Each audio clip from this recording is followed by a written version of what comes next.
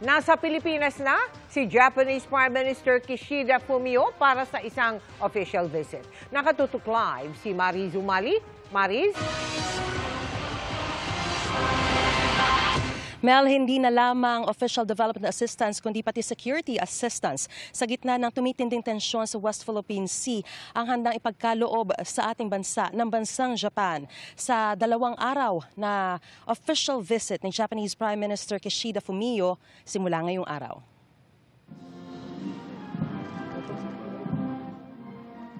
Ginawara ng arrival honors si Japanese Prime Minister Kishida Fumio sa kanyang pagdating sa palasyo ng Malacanang ngayong gabi.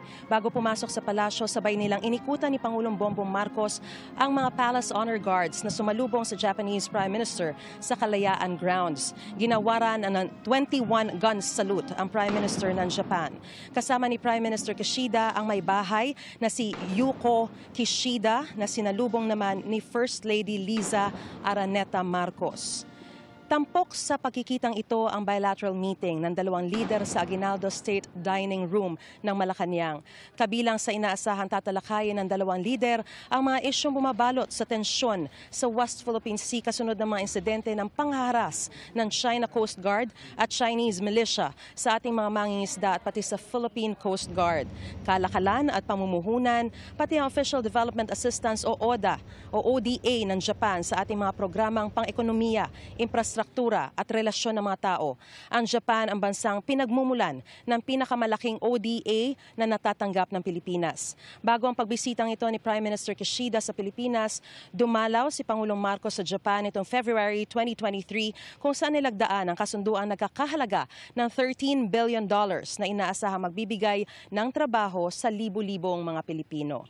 Samantala, Mel, hanggang sa mga sandaling ito ay nagpapatuloy pa rin ang bilateral meeting ng 2 leader at pagkatapos nito ay magkakaroon ng presentation of agreements at kapwa-harap ang 2 leader sa mga media para sa kanilang joint statement na susundan naman ng state banquet para sa leader ng Japan.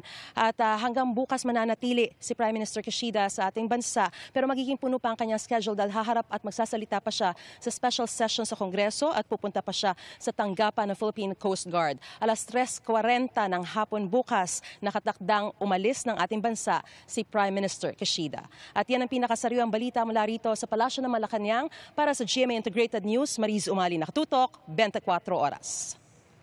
Maraming salamat sa iyo, Mariz Umali. Mga kapuso, kasama niyo kami 24 oras. Mag-subscribe sa GMA Integrated News sa YouTube. Sa mga kapuso abroad, bisitahin ang GMA Pinoy TV at www.gmanews.tv.